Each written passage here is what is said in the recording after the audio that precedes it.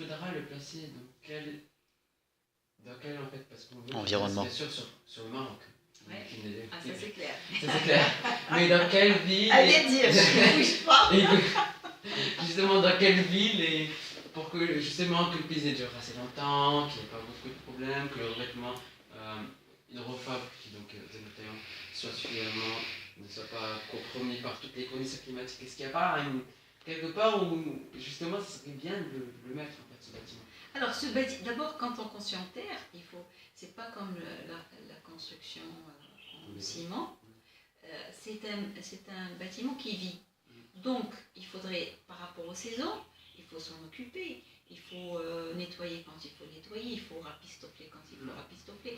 Donc, c'est vraiment un bâtiment qui vit et qui est demandeur. C'est pas tu vas le construire et le délaisser. Non, il a besoin d'attention, il a besoin de suivi, il a besoin de soins, etc. Donc, et là, on rentre dans une autre démarche. C'est un habitat qui nous fait du bien, on lui fait du bien, c'est un échange, exactement. Et donc, c'est une autre façon de voir. Il y a beaucoup de.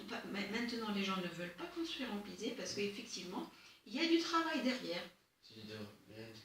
Écoute, comme avant, dans nos maisons traditionnelles, avant qu'il y ait les pluies, on nettoie les terrasses, on repeint, on fait. Donc, on est là.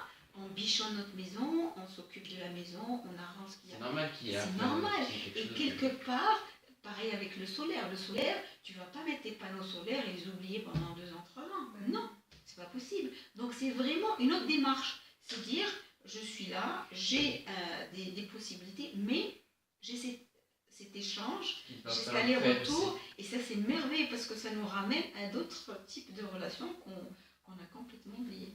Et donc, le pisé, il peut être... Moi, je vous ai dit que j'ai fait un projet à une trentaine de kilomètres d'Agadir et qui est là et, depuis 3 ou 4 ans et qui est impeccable.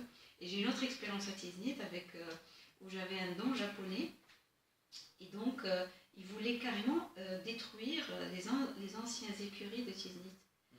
Ils pensaient détruire et reprendre un bâtiment nouveau.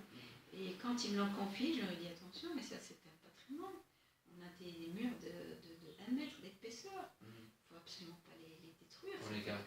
Et je les ai gardés et j'ai changé. Par contre, ils avaient le mur en pisé et les toitures en dalles. Bien sûr, les dalles, ils ont descendu puisque exactement. Et donc c'est devenu